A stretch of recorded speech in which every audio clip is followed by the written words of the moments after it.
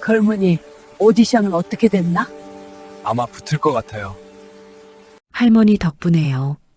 장대비가 퍼붓는 서울 언덕길. 전국 오디션 최종 무대에 가던 청년은 기타를 맨 채 고물상 리어카를 밀고 있었어요. 넘어져 버린 할머니를 도와주다가 인생 마지막 기회일지도 모를 무대를 망쳐버린 뒤였죠. 그래도 그는 할머니가 걱정하실까봐 괜찮다고 웃으며 말합니다. 그리고 그날 오후 성북동 골목. 리어카를 끌고 있던 그 할머니 앞에서 면접관이었던 한국 최고 음악감독 민재욱은 빗물 고인 길바닥에 그대로 무릎을 꿇고 오열합니다. 40년 전 자신을 죽음 직전에서 건져 올린 포장마차 여인이 바로 그 할머니였다는 사실을 알아버린 거죠. 도대체 이 무명 청년과 할머니, 그리고 40년의 시간을 뛰어넘는 음악 감독과의 인연 속에는 어떤 기막힌 이야기가 숨어 있었던 걸까요? 구독과 좋아요를 눌러주시면 당신의 하루에도 작은 기적이 함께하길 바라겠습니다. 2024년 7월의 서울이었습니다. 장마전선이 한반도를 덮친 날이었죠. 하필이면 오늘 윤도현은 창밖을 내다보며 깊은 한숨을 내쉬었습니다. 반지하 월세방 창문으로 빗물이 폭포처럼 쏟아지고 있었어요. 오전 9시 오디션 최종 무대는 오후 3시였습니다. 6시간이 남아 있었죠. 31살의 나이였습니다. 편의점 야간 알바와 퀵서비스를 전전하며 10년째 음악을 놓지 못한 남자였죠. 오늘은 그에게 정말 마지막 기회였습니다. 넥스트 스타 오디션 프로그램이었어요. 3만 명이 지원해서 단 10명만이 최종 무대에 설 수 있는 그 자리에 기적처럼 그가 올라섰던 겁니다. 도연아, 우산은 챙겼어? 옆방에 사는 한지민이 문을 두드렸습니다. 동네 소극장에서 일하는 그녀는 도연의 유일한 친구였죠. 우산 따위로 될 비가 아니야. 그냥 뚫고 가야지. 미쳤어? 저 비를 맨몸으로 맞고? 지하철 타면 되지 뭐. 도연은 낡은 기타 케이스를 들어 올렸습니다. 15만 원 주고 산 중고 기타였죠. 그나마 가진 것 중에서 가장 비싼 물건이었습니다. 케이스 안감은 찢어졌고 지퍼는 반쯤 고장 나 있었지만 이 기타와 함께 수백 곡을 만들었었죠. 야, 뉴스 못 봤어? 지하철 2호선이랑 7호선 끊겼대. 침수 때문에. 지민의 말에 도연은 그 자리에 멈춰 섰습니다. 방송국까지는 지하철로 40분이었어요. 버스로는 1시간 반이었고 걸어서는 3시간이었죠. 버스라도 타야겠네. 그가 현관문을 나서자 빗줄기가 온몸을 때렸습니다. 버스 정류장까지 겨우 100m였지만 그 짧은 거리를 가는 동안 운동화는 물먹은 스펀지처럼 변해버렸죠. 정류장에는 사람들이 빼곡하게 서 있었습니다. 모두가 발을 동동 구르며 버스를 기다리고 있었어요. 10분이 지났습니다. 20분이 지났고 30분이 되었죠. 어르신, 버스가 언제쯤 올까요? 도연이 옆에 서 있던 할아버지에게 물었습니다. 글쎄, 아까 안내방송이 나왔는데 말이야. 시내 전체가 침수돼서 버스도 절반이 운행 중단이래. 절반이 운행 중단이라니. 도연은 손목시계를 봤습니다. 10시 30분이었죠. 걸어가야겠다. 그는 정류장을 벗어났습니다. 빗속을 걸으며 머릿속으로 계산했죠. 1시간에 4km를 걸을 수 있었어요. 방송국까지 12km였으니 딱 맞아떨어졌습니다. 뛰어간다면 시간이 좀 남을지도 몰랐죠. 첫 1km는 순조로웠습니다. 빗물이 얼굴을 때려도 바지가 무릎까지 젖어도 상관없었어요. 하지만 2km를 지나면서부터 숨이 차기 시작했습니다. 기타 케이스가 점점 무거워졌고 물에 부른 운동화는 발목을 조여왔죠. 언덕길에 접어들었을 때였습니다. 아이고, 아이고, 비명 같은 신음소리가 들려왔어요. 도로 한가운데에 손수레를 끌고 가던 할머니가 그대로 주저앉아 있었습니다. 손수레는 뒤집어질 듯 위태롭게 기울어져 있었고 그 안에 짐들이 쏟아질 것만 같았죠. 도연은 잠시 멈췄습니다. 시계를 봤어요. 11시 15분이었습니다. 시간이 정말 없었죠. 하지만 할머니 괜찮으세요? 그는 달려가서 손수레를 붙잡았습니다. 순간 손수레 안이 보였어요. 낡은 악기들이 가득했습니다. 녹슨 트럼펫, 줄이 끊어진 바이올린, 건반이 빠진 아코디언들이었죠. 고맙습니다, 젊은이. 이 비에 미끄러져서. 장미자 할머니였습니다. 78배 나이에도 여전히 길거리에서 중고 악기를 팔며 생계를 이어가는 분이었죠.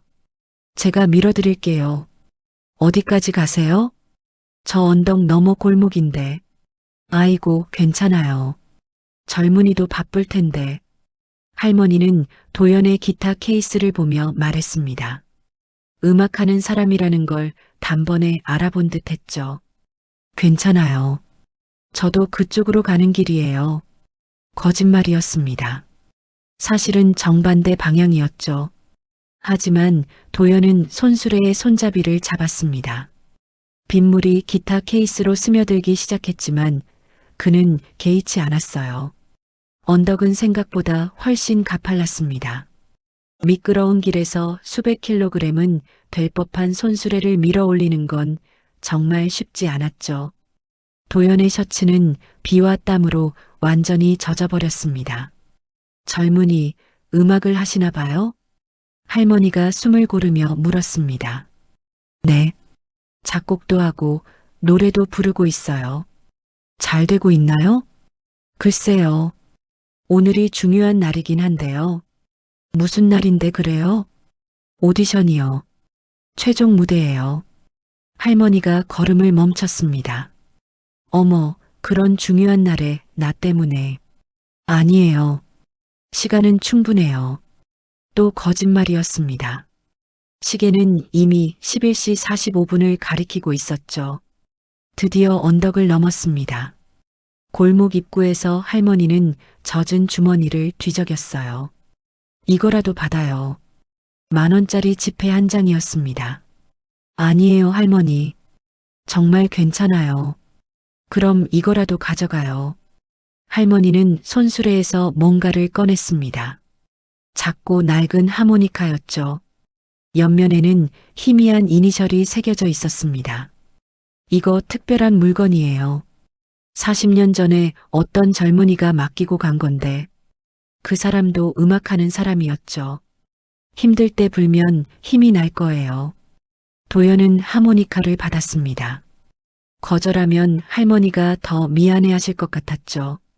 감사합니다. 잘 쓸게요. 그래요. 어서 가봐요. 늦겠어요. 할머니의 손수레가 골목으로 사라지는 걸 보고 도연은 다시 뛰기 시작했습니다. 12시 10분이었어요. 이제 정말로 시간이 없었습니다. 빗속을 달리면서 그는 주머니 속 하모니카를 만졌습니다. 녹슬고 낡았지만 이상하게 따뜻한 느낌이 들었죠. 힘들 때 불면 힘이 난다. 할머니의 말이 계속 귓가에 맴돌았습니다. 그는 계속 달렸어요. 물에 불어 터진 운동화가 발을 아프게 했지만 멈출 수가 없었습니다. 오늘은 정말 그의 마지막 기회였으니까요. 1시 30분, 드디어 방송국이 보였습니다. 온몸이 빗물과 땀으로 범벅이 된 채로 그는 로비로 들어섰어요. 경비원이 그를 위아래로 훑어봤지만 참가자 명찰을 보고는 통과시켜줬죠. 엘리베이터 안에서 그는 자신의 모습을 봤습니다. 젖은 머리, 구겨진 셔츠, 물먹은 운동화. 정말 처참한 모습이었어요. 하지만 이상하게도 마음은 평온했습니다. 할머니도 저 나이에 빗속에서 손수레를 끄시는데 나라고 못할 게 뭐가 있을까? 그때 주머니 속 하모니카가 손에 잡혔습니다. 누군가의 간절함이 담긴 40년 된 물건이었죠. 그것이 그에게 이상한 용기를 주고 있었습니다. 방송국 로비의 대리석 바닥에 물이 뚝뚝 떨어졌습니다. 윤도현은 자신의 모습이 비친 엘리베이터 문을 보며 숨을 골랐죠. 머리카락은 이마에 들러붙었고 셔츠는 몸에 착 감겨 있었습니다. 운동화에서는 걸을 때마다 쪽쪽 소리가 났어요. 15층이었습니다. 엘리베이터 문이 열렸죠. 어머, 저게 뭐야? 대기실 입구에 서 있던 스태프들이 수군거렸습니다. 참가자 맞아요? 설마 노숙자 아니야? 도연은 고개를 들고 걸었습니다. 대기실 문을 열자 9명의 시선이 일제히 그에게 쏠렸죠. 깔끔한 정장이었습니다. 번쩍이는 구두였고 완벽하게 세팅된 헤어였어요. 다른 참가자들은 마치 화보 촬영을 하러 온 것 같았습니다. 그 가운데 서 있는 도연은 빗물에 빠진 생쥐 같았죠. 어머나, 저 사람 뭐야?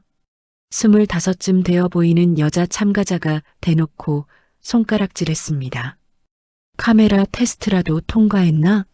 저런 몰골로? 아마 실수로 들어온 거 아닐까? 비웃음이 퍼졌습니다.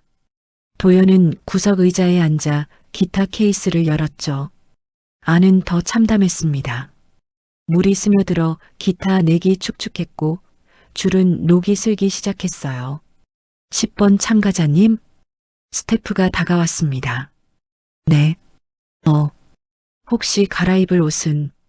이게 전부예요. 스태프가 난처한 표정을 지었습니다. 잠시만요. PD님께 확인해 볼게요. 5분이 지났습니다. 검은 정장을 입은 여자가 들어왔어요. 최서윤 PD였죠. 그녀는 도연을 위아래로 훑어보더니 인상을 찌푸렸습니다. 윤도현 씨? 네. 이게 최종 무대에 오를 모습이라고 생각하세요? 죄송합니다. 비 때문에. 비는 다 맞았어요. 다른 참가자들 보세요. 서윤의 목소리는 차가웠습니다. 방송이 장난이에요?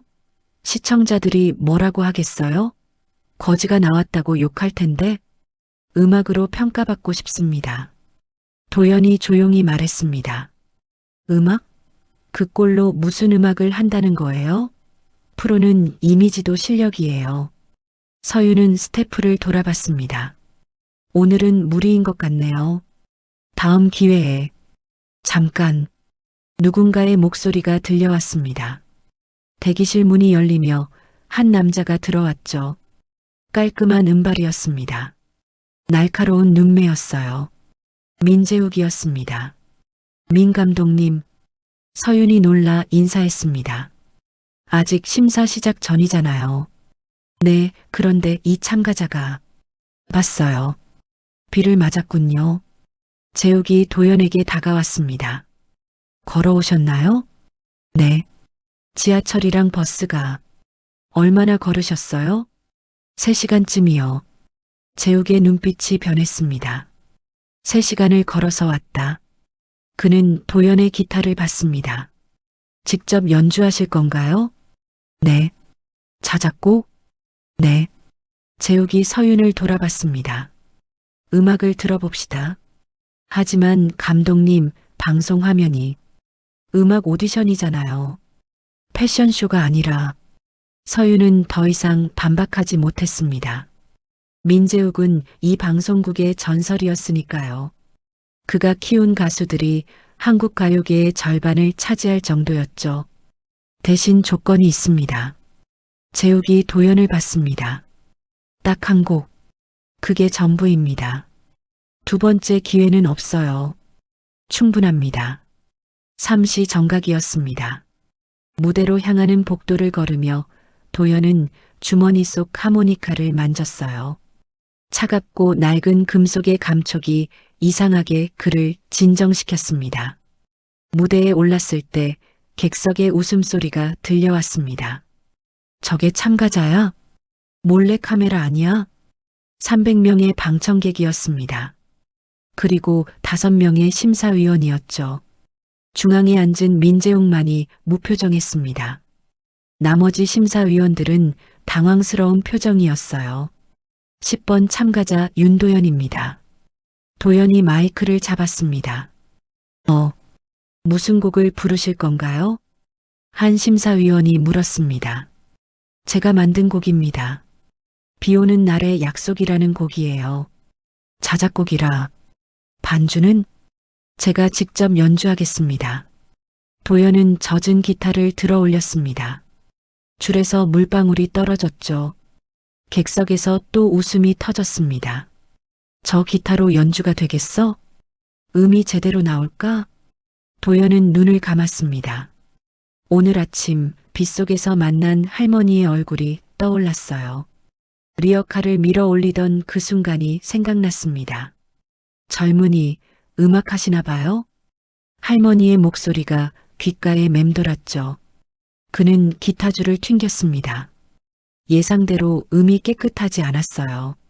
하지만 그것이 오히려 비 오는 날의 쓸쓸함을 표현하는 것 같았습니다. 노래가 시작되었습니다. 빗길을 걷다가 만난 사람들. 각자의 무게를 지고 걸어가죠. 누군가는 리어카를 끌고, 누군가는 꿈을 품고, 객석이 조용해졌습니다. 우산이 없어도 괜찮아요. 비를 맞으며 걸어도 돼요. 중요한 건 멈추지 않는 거죠. 한 걸음씩 앞으로. 도연의 목소리는 떨리고 있었습니다. 하지만 그 떨림이 진심을 전달했어요. 젖은 기타에서 나는 불완전한 소리가 오히려 감동을 주었죠. 오늘 내가 도운 그 손이 언젠가 나를 일으켜줄지도, 오늘 내가 흘린 그 눈물이 누군가의 위로가 될지도. 노래가 끝났을 때 무대는 조용했습니다. 없었고 평가도 없었죠. 그저 무거운 침묵만이 흘렀습니다. 심사위원들은 서로 눈치를 보고 있었어요. 민재욱도 아무 말이 없었습니다. 그저 무언가 생각에 잠긴 듯한 표정이었죠. 이상입니다. 도연이 인사했습니다. 수고하셨습니다. 한 심사위원이 형식적으로 말했습니다. 다른 평가는 없었어요. 그것만으로도 충분했죠. 탈락이라는 걸 알 수 있었습니다. 도연은 무대를 내려왔습니다. 대기실로 돌아가는 복도를 걸으며 생각했어요. 그래도 끝까지 불렀다. 기타 케이스를 챙겼습니다. 다른 참가자들이 수군거리는 소리가 들렸지만 신경 쓰지 않았어요. 참가자님, 스태프가 다가왔습니다. 오늘은 여기까지인 것 같네요. 결과는 추후 연락드리겠습니다. 네, 알겠습니다.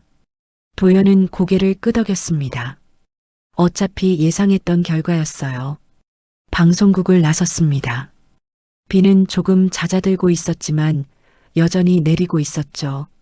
젖은 운동화가 발을 아프게 했습니다. 그래도 후회는 없어.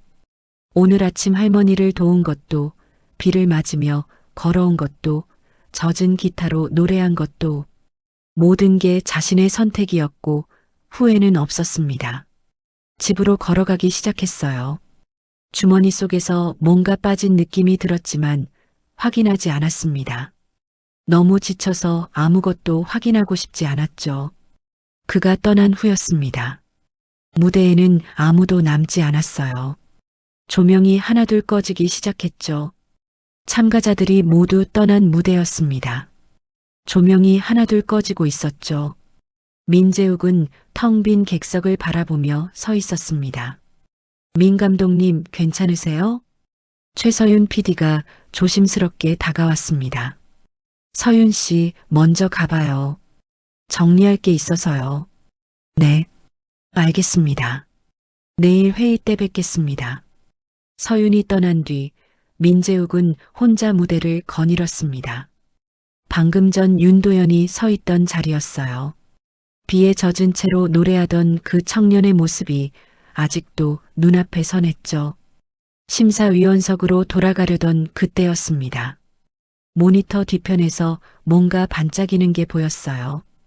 가까이 가서 보니 작은 하모니카였습니다. 물에 젖어 있었죠. 윤도현 씨가 떨어뜨리고 간 건가. 민재욱은 하모니카를 집어들었습니다. 순간 손이 멈췄어요. 하모니카 옆면에 희미한 글자가 새겨져 있었습니다. M, J, W. 심장이 멈추는 것 같았습니다. 떨리는 손으로 하모니카를 불빛에 비춰봤어요. 손때 묻은 자국이었습니다. 왼쪽 모서리에 긁힌 흠집도 그대로였죠. 이럴 수가. 다리에 힘이 풀렸습니다. 민재욱은 그 자리에 주저앉았어요. 40년 전의 기억이 쓰나미처럼 밀려왔습니다. 1984년 12월 23일이었습니다. 크리스마스 이틀 전이었죠. 28살의 민재욱은 한강 다리 난간에 서 있었습니다. 차가운 겨울바람이 얼굴을 핥히었어요. 다리 아래 검은 강물이 소용돌이 치고 있었죠. 마치 그를 삼킬 준비가 된 것처럼 보였습니다. 여기서 끝이구나. 그는 난간을 잡았습니다. 손가락이 얼어서 감각이 없었어요. 무명 작곡가 민재욱. 아니, 작곡가라는 말도 부끄러운 처지였죠. 대학을 중퇴하고 음악을 한다며 집을 나온 지 5년이었습니다. 단 한 곡도 팔리지 않았어요. 만든 곡만 200곡이 넘었지만 모두 쓰레기통에 들어갔죠. 재우가, 이제 포기해라. 어머니의 마지막 전화가 생각났습니다. 아버지가 위독하시다. 마지막이라도 얼굴 보고 가시게 해드려라. 하지만 그는 갈 수 없었어요. 실패한 아들의 얼굴을 보일 자신이 없었죠. 통장 잔액은 3,500원이었습니다. 월세는 석 달째 밀렸고 내일까지 못 내면 쫓겨날 처지였어요. 빚쟁이들은 매일 전화를 했죠. 내일까지 안 갚으면 가만 안 둔다. 그들의 협박이 귓가에 맴돌았습니다. 난간 너머를 봤어요. 한 걸음만 더 가면 모든 게 끝이었습니다. 고통도 실패도 부끄러움도 모두 끝날 것이었죠. 그때였습니다. 배에서 꼬르륵 소리가 났어요.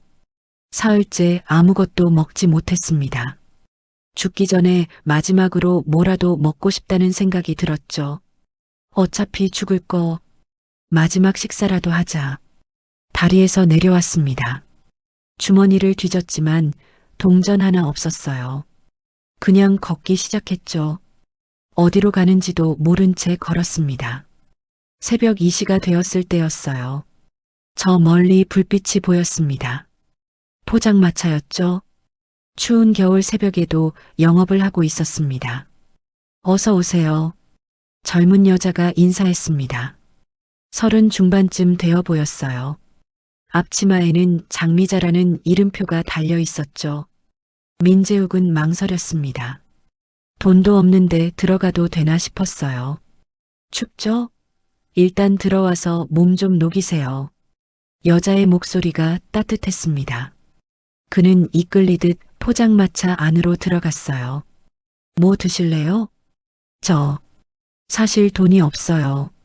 솔직하게 말했습니다. 어차피 죽을 몸이니 거짓말할 이유도 없었죠. 여자가 그를 찬찬히 봤습니다. 초점 없는 눈이었어요. 죽으려는 사람의 눈이었죠. 그래도 앉으세요. 이렇게 추운데. 하지만 제가 묻는 건 뭘 드시고 싶으냐는 거예요. 돈 얘기하는 거 아니고. 민재욱은 의자에 앉았습니다. 따뜻한 온기가 몸을 감쌌어요. 국수요. 뜨거운 국수가 먹고 싶어요. 잘 됐네요. 제가 국수는 정말 자신 있거든요. 장미자는 냄비에 물을 올렸습니다. 파를 썰고 계란을 풀었어요. 고명으로 김과 어묵도 올렸죠. 김이 모락모락 피어올랐습니다.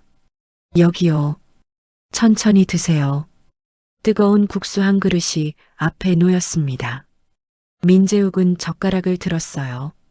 첫 입을 먹는 순간 눈물이 쏟아졌습니다. 아이고, 너무 뜨거웠나? 아니요. 너무 맛있어서.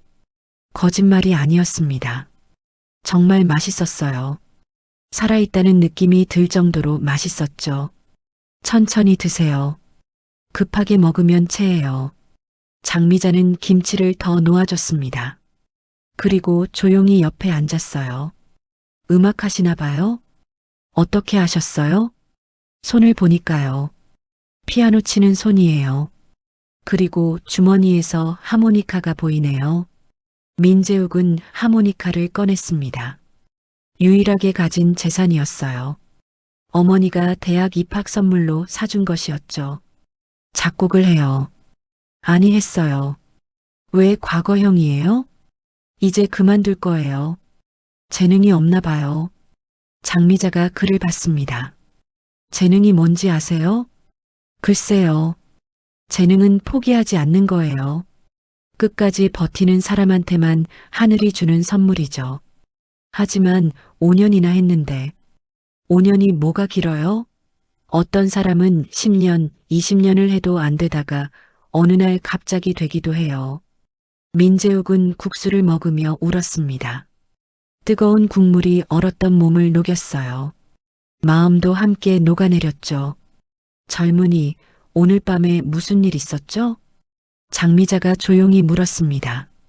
어떻게? 눈을 보면 알아요. 나도 그런 눈을 가졌던 적이 있거든요.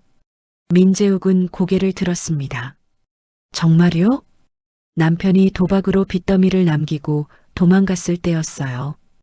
애도 없고 혼자 그 빚을 다 갚아야 했죠. 죽고 싶었어요. 그런데 어떻게? 누군가가 나를 도와줬어요. 그것도 전혀 모르는 사람이. 힘내라는 말 한마디와 따뜻한 밥 한 끼. 그게 나를 살렸죠. 장미자가 민재욱을 봤습니다. 그래서 나도 그런 사람이 되기로 했어요. 누군가를 살리는 사람. 국수를 다 먹고 나서 민재욱은 일어났습니다. 몸이 따뜻해졌어요. 죽고 싶은 마음이 사라졌죠. 이거라도 받아주세요. 그는 하모니카를 내밀었습니다. 이런 건 안 받아요. 부탁이에요. 이게 제가 가진 전부예요. 언젠가 꼭 찾으러 올게요. 장미자는 하모니카를 받았습니다. 그럼 맡아두는 거예요. 성공해서 꼭 찾으러 오세요. 네. 약속할게요. 민재욱은 포장마차를 나섰습니다. 새벽 공기가 차가웠지만 마음은 뜨거웠어요. 아저씨, 뒤에서 장미자가 불렀습니다. 이거라도 가져가세요. 10,000원짜리 지폐 한 장이었습니다. 이건 교통비예요. 집까지는 가야 하잖아요. 민재욱은 돈을 받았습니다. 그리고 깊이 인사했어요. 정말 감사합니다. 평생 잊지 않을게요. 잊어도 돼요. 대신 좋은 음악 많이 만들어요. 그게 마지막이었습니다. 일주일 뒤 기적이 일어났어요. 민재욱이 버려뒀던 곡 하나를 누군가 발견했습니다. 유명 가수의 매니저였죠. 그 곡이 타이틀곡이 되었고 대박이 났습니다. 민재욱의 인생이 180도 바뀌었어요. 하지만 그는 포장마차를 찾을 수 없었습니다. 그 자리에 가봤지만 이미 사라진 뒤였죠. 장미자 씨라고 아세요? 주변 상인들에게 물어봤지만 아무도 모른다고 했습니다. 그렇게 40년이 흘렀습니다. 민재욱은 한국 최고의 음악 감독이 되었어요. 하지만 단 한 번도 그날 밤을 잊은 적이 없었죠. 매년 12월 23일이면 그는 그 자리를 찾아갔습니다. 혹시나 하는 마음에서였어요. 하지만 장미자는 나타나지 않았죠. 이 하모니카가. 민재욱은 떨리는 손으로 하모니카를 들었습니다. 40년 만에 다시 만난 자신의 하모니카였어요. 어떻게 이게 여기에? 윤도현이 떠올랐습니다.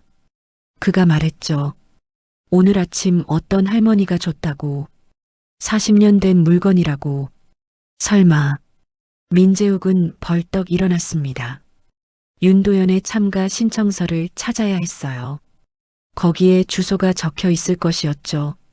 무대를 뛰어내려갔습니다. 대기실로 달려갔어요. 서류 더미를 뒤졌습니다. 찾았다. 윤도현의 신청서였습니다. 연락처 아래 작은 메모가 있었어요. 오전 마이너스 성북동 언덕길에서 할머니 도움. 성북동이었습니다. 민재욱은 휴대폰을 꺼냈어요. 비서실장에게 전화했죠. 지금 당장 차를 준비해 주세요. 성북동으로 가야 해요. 지금이요? 비가 이렇게 오는데. 지금 당장이요. 민재욱은 하모니카를 가슴에 품었습니다. 40년 만에 은인을 만날 수 있을지도 모른다는 생각에 가슴이 뛰었어요. 밖으로 나가니 여전히 비가 내리고 있었습니다. 하지만 그에게는 아무것도 보이지 않았죠. 오직 한 가지 생각뿐이었습니다. 장미자 할머니, 살아계셨구나. 차가 도착했습니다. 민재욱은 차에 올라탔어요. 성북동 어디로 가시죠? 언덕길 주변을 다 뒤져야 해요. 할머니 한 분을 찾아야 합니다. 차가 빗속을 뚫고 달리기 시작했습니다. 민재욱은 창밖을 보며 생각했어요. 40년 전 그날 밤이었습니다. 죽으려던 자신을 살려준 따뜻한 국수 한 그릇이었죠. 그리고 이제 그 은인을 다시 만날 수 있을지도 모른다는 희망이었습니다. 하모니카를 꺼내 입에 댔어요. 낡은 금속 냄새가 났습니다. 40년의 시간이 묻어있는 냄새였죠. 작은 멜로디를 불었습니다. 희망의 노래였어요. 그날 밤 집으로 돌아와서 만든 첫 번째 곡이었죠. 꼭 찾을 거예요. 이번에는 절대 놓치지 않을 거예요. 그의 다짐이 빗속에 울려 퍼졌습니다. 민재욱을 태운 차가 성북동에 도착했습니다. 비는 여전히 내리고 있었어요. 빗물이 차창을 두드리는 소리가 그의 심장 박동처럼 들렸죠. 감독님, 어디서 내리시겠습니까? 운전기사가 물었습니다. 여기 언덕길 입구에 세워주세요. 차에서 내린 민재욱은 우산을 펼쳤습니다. 하모니카 뒷면을 다시 확인했어요. 낡은 스티커가 붙어 있었죠. 1984년 12월 23일. 희망을 잃지 마세요라는 글씨가 희미하게 보였습니다. 윤도현의 신청서를 다시 봤습니다. 주소는 이 근처였어요. 성북동 언덕길이라는 메모도 있었죠. 어디서부터 찾아야 하나. 그때였습니다. 저 멀리서 익숙한 소리가 들려왔어요. 삐그덕, 삐그덕. 리어카 바퀴 소리였습니다. 민재욱은 소리가 나는 쪽으로 걸었습니다. 골목 모퉁이를 돌자 믿을 수 없는 광경이 펼쳐졌어요. 비옷을 입은 청년이 리어카를 끌고 있었습니다. 윤도현이었어요. 맨손으로 무거운 악기 상자들을 담은 리어커를 잡고 있었죠. 그리고 그 뒤에서 민재욱의 숨이 멈췄습니다. 구부정한 허리로 리어카를 밀어주는 노인이 있었어요. 비에 젖은 회색 머리카락이었습니다. 주름진 손으로 힘겹게 리어카를 밀고 있었죠. 젊은이 오디션은 어떻게 됐나? 장미자가 물었습니다. 도연은 잠시 머뭇거렸습니다. 젖은 몸으로 망신당하고 탈락한 얘기를 할 수는 없었어요. 할머니가 미안해하실 게 뻔했으니까요. 네, 잘 봤어요. 할머니가 주신 하모니카 덕분에 용기 냈어요. 정말? 아이고, 다행이네. 그럼 합격한 거야? 결과는 나중에 나와요. 그런데 할머니 또 혼자 이 무거운 걸. 도연이 리어카 손잡이를 잡았습니다. 제가 밀어드릴게요. 어디까지 가세요? 아니야, 괜찮아. 이미 아침에도 도움받았는데. 아침은 아침이고요. 이 비에 혼자서는 위험해요. 도연이 리어카를 끌기 시작했습니다. 장미자가 뒤에서 밀었어요. 정말 착한 청년이야. 부모님이 참 잘 키우셨네. 그 하모니카 말인데. 장미자가 말을 꺼냈습니다. 40년 전에 어떤 청년이 맡기고 간 거야. 그 사람도 음악하는 사람이었는데 지금은 어떻게 됐는지 모르겠네. 40년이요?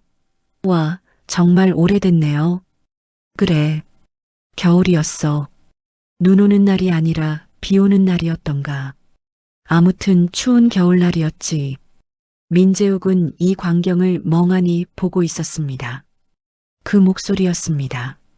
40년이 지났지만 민재욱은 단번에 알아들었어요. 따뜻하고 다정한 그 목소리였죠. 장미자.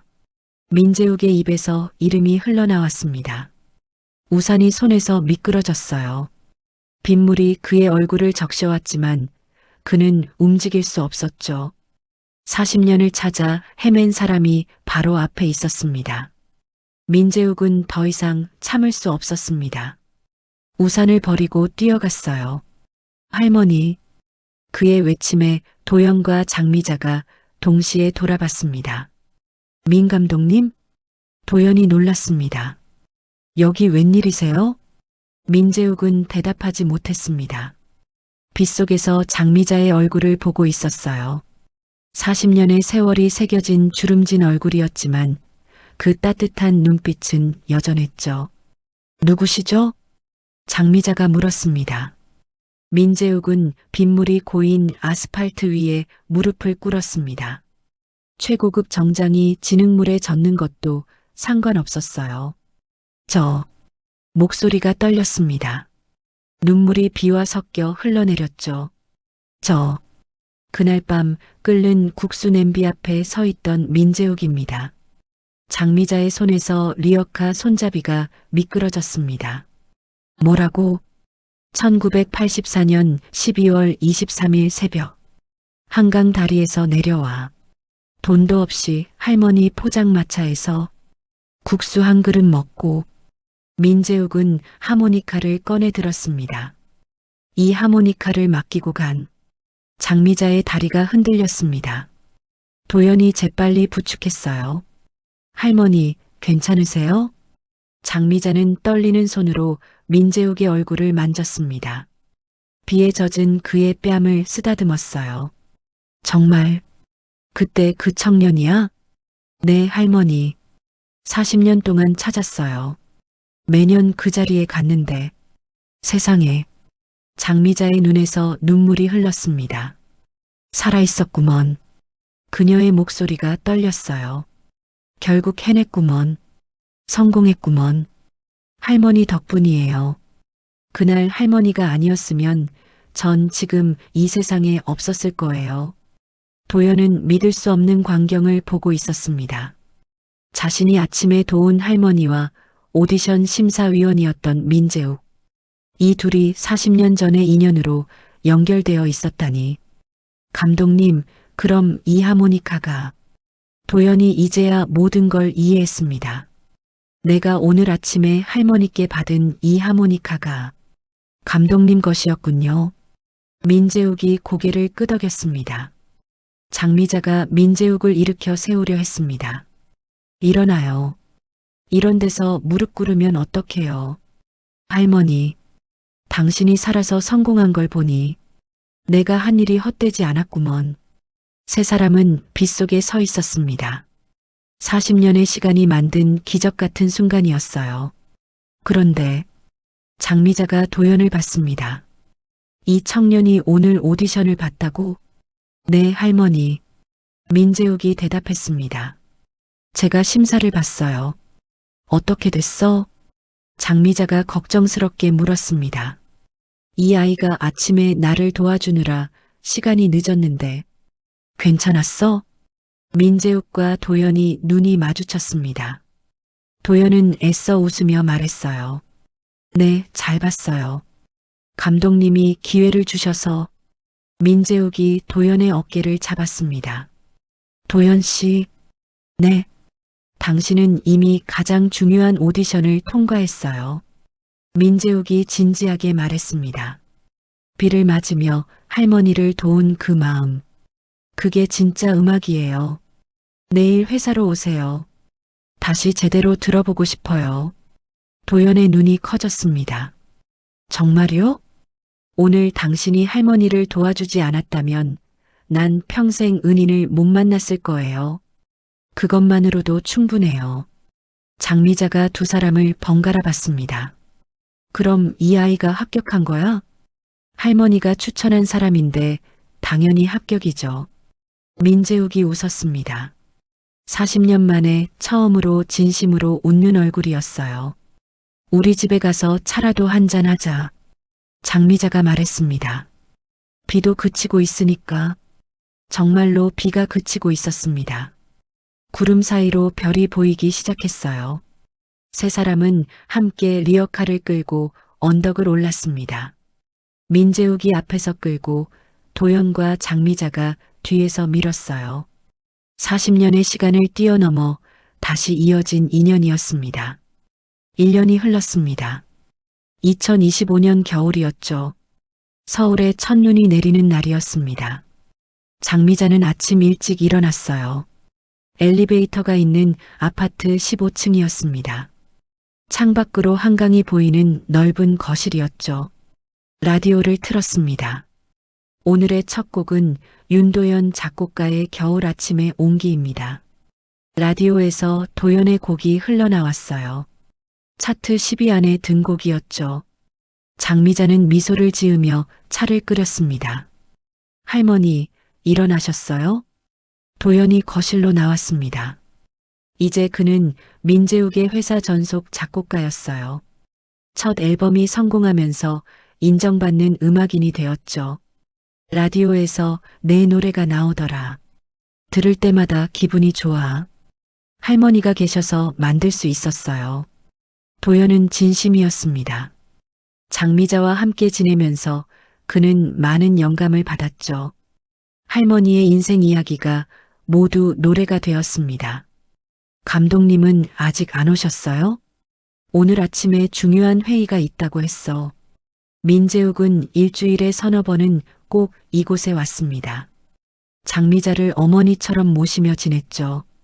현관문이 열렸습니다. 재욱이 들어왔어요. 손에는 꽃다발과 과일 바구니가 들려 있었죠. 할머니, 오늘 병원 가는 날이죠? 그냥 정기검진인데 뭘 이렇게 챙겨와요? 당연히 챙겨야죠. 건강이 제일 중요해요. 세 사람은 함께 아침을 먹었습니다. 장미자가 만든 된장찌개와 계란말이였어요. 평범한 아침상이었지만 그들에게는 특별했죠. 오늘 특별한 날이에요. 재욱이 말했습니다. 무슨 날인데요? 도연 씨 곡이 드라마 OST로 확정됐어요. 도연이 놀랐습니다. 정말요? 어느 드라마요? 겨울연가 리메이크요. 메인 테마곡이에요. 장미자가 박수를 쳤습니다. 어머, 대단한데. 우리 도연이가 정말 큰 음악가가 됐네. 할머니 덕분이에요. 할머니 이야기를 담아서 쓴 곡이거든요. 도연이 설명했습니다. 40년을 기다린 마음, 그리고 다시 만난 기쁨을 담았어요. 그래, 내 이야기가 노래가 되다니. 장미자의 눈가가 촉촉해졌습니다. 병원에 다녀온 후 세 사람은 남산으로 향했습니다. 첫눈이 내린 서울을 보러 가기로 했죠. 케이블카를 타고 올라갔습니다. 장미자는 처음 타보는 케이블카였어요. 세상이 이렇게 높은 곳에서 보니까 작아 보이네. 할머니, 무서우세요? 아니야. 재밌어. 살면서 이런 것도 타보다니. 정상에 도착했습니다. 서울 시내가 한눈에 들어왔어요. 눈이 내리는 도시는 동화처럼 아름다웠죠. 저기가 성북동이에요. 도연이 가리켰습니다. 우리가 처음 만난 곳이죠. 그래. 그날도 비가 왔는데 오늘은 눈이 오네. 장미자가 두 사람을 봤습니다. 인생이 참 신기해요. 그날 비를 피하려다 만난 인연이 이렇게 됐으니 운명이었던 거죠. 재욱이 말했습니다. 할머니가 40년 전 저를 살리고 도연이가 할머니를 도와서 우리가 만나고 모든 게 연결되어 있었어요. 전망대 카페에 앉아 따뜻한 차를 마셨습니다. 창밖으로 눈이 펑펑 내리고 있었어요. 할머니, 도연이 가방에서 뭔가를 꺼냈습니다. 새 하모니카였어요. 이거 할머니께 드리려고 샀어요. 왜 나한테? 할머니가 저한테 준 하모니카 덕분에 이 모든 일이 시작됐잖아요. 이제는 제가 할머니께 드릴 차례예요. 장미자가 하모니카를 받았습니다. 반짝이는 새 하모니카였죠. 불 줄 아세요? 옛날에 조금 불었어. 남편이 가르쳐줬거든. 장미자가 하모니카를 입에 댔습니다. 아리랑을 불었어요. 서툴지만 따뜻한 음색이었죠. 사람들이 박수를 쳤습니다. 할머니, 잘하시네요. 그날 저녁 세 사람은 집으로 돌아왔습니다. 거실에 모여 앉아 오늘 찍은 사진들을 봤어요. 이 사진 정말 잘 나왔네. 세 사람이 함께 웃고 있는 사진이었습니다. 남산타워를 배경으로 찍은 사진이었죠. 액자에 넣어서 걸어둬야겠어요. 장미자가 말했습니다. 우리 가족 사진이니까. 가족 사진이라는 말에 모두가 미소 지었습니다. 혈연으로 맺어진 건 아니지만 그들은 진짜 가족이었죠. 밤이 깊어갔습니다. 재욱이 일어났어요. 할머니, 저 내일 아침에 일찍 와서 병원 모시고 갈게요. 재검사하는 것뿐인데 혼자 가도 돼. 안 돼요. 꼭 같이 가야 해요. 도연도 일어났습니다. 저도 같이 갈게요. 너는 녹음실 가야 하잖아. 오후에 가도 돼요. 할머니가 우선이에요. 장미자는 두 사람을 번갈아 봤습니다. 이 나이에 이런 호강을 누리다니. 당연한 거예요. 할머니는 우리 은인이자 가족이니까요. 재욱이 장미자의 손을 잡았습니다. 할머니, 오래오래 건강하세요. 우리가 평생 모실게요. 그래. 고마워. 정말 고마워. 장미자의 눈에서 눈물이 흘렀습니다. 행복한 눈물이었죠. 창밖에는 눈이 계속 내리고 있었습니다. 온 세상이 하얗게 변해가고 있었어요. 인생에서 가장 중요한 오디션은 재욱이 창밖을 보며 말했습니다. 결국 서로에게 어떤 사람이 되느냐인 것 같아요. 도연이 고개를 끄덕였습니다. 맞아요. 할머니를 만나고 나서 깨달았어요. 성공보다 중요한 게 있다는 걸요. 그게 뭔데? 장미자가 물었습니다. 사람을 만나고 돕고 함께하는 거요. 그게 진짜 음악이고 진짜 삶인 것 같아요. 세 사람은 조용히 눈 내리는 밤을 바라봤습니다. 각자의 자리에서 각자의 방식으로 살아왔던 그들이었죠. 하지만 이제는 하나의 가족이 되어 있었습니다. 다음 날 아침이었습니다. 병원에서 나온 장미자의 표정이 밝았어요. 의사 선생님이 뭐래요? 재욱이 걱정스럽게 물었습니다. 무릎이 완전히 나았대. 이제 리어카도 끌 수 있을 것 같아. 할머니, 리어카는 이제 그만하셔야죠. 도연이 놀라서 말했습니다. 농담이야, 농담. 장미자가 웃었습니다. 이제 리어카 대신 두 사람이랑 산책이나 다니려고. 세 사람은 병원 앞 공원을 걸었습니다. 눈이 쌓인 길이 뽀드득 소리를 냈어요. 저기 벤치에 앉아서 쉬었다 가자. 장미자가 가리킨 벤치에 앉았습니다. 따뜻한 햇살이 내리쬐고 있었죠. 도연아? 네, 할머니. 내가 처음 만났을 때 물었잖아. 음악이 잘 되고 있냐고. 네, 기억해요. 이제는 대답할 수 있겠네? 도연이 웃었습니다. 네. 이제는 자신 있게 말할 수 있어요. 잘 되고 있다고요. 재욱이도. 네, 할머니. 40년 전에 포기하지 않아서 다행이야. 그렇지 않았으면 이런 날이 없었겠지. 재욱이 장미자의 손을 꼭 잡았습니다. 할머니가 살려주신 덕분이에요. 우리 모두가 서로를 살린 거야. 장미자가 하늘을 올려다봤습니다. 저 하늘 어딘가에서 우리 영감도 보고 있겠지. 내가 이렇게 행복하게 사는 걸. 세 사람은 벤치에 나란히 앉아 있었습니다. 겨울 햇살이 그들을 따뜻하게 감쌌어요. 언젠가 도연이 말했습니다. 제가 할머니처럼 누군가를 도울 수 있는 어른이 되고 싶어요. 너는 이미 그런 사람이야. 장미자가 도연의 어깨를 두드렸습니다. 그날 빗속에서 나를 도와준 순간부터 주머니에서 하모니카 소리가 들려왔습니다. 재욱이 40년 된 하모니카를 꺼내 불기 시작했어요. 희망의 멜로디였습니다. 그날 밤 포장마차에서 쓴 그 곡이었죠. 맑은 하모니카 소리가 공원에 울려 퍼졌습니다. 지나가던 사람들이 멈춰서서 들었어요. 누군가는 박수를 쳤고 누군가는 함께 흥얼거렸죠. 음악이 끝났을 때 장미자가 말했습니다. 이게 바로 음악의 힘이야. 사람들을 이어주고 위로하고 희망을 주는 것. 세 사람은 다시 걷기 시작했습니다. 눈 덮인 공원길을 천천히 걸었어요. 서로의 속도에 맞춰가며 서로를 기다려주며 걸었죠. 그들의 이야기는 여기서 끝이 아니었습니다. 새로운 시작이었어요. 음악으로 이어진 가족의 이야기는 계속될 것이었습니다. 40년의 시간을 뛰어넘어 만난 세 사람. 그들은 서로에게 가장 중요한 오디션을 통과한 사람들이었을까요? 이 이야기가 마음에 닿으셨다면 구독과 좋아요로 함께 해주세요.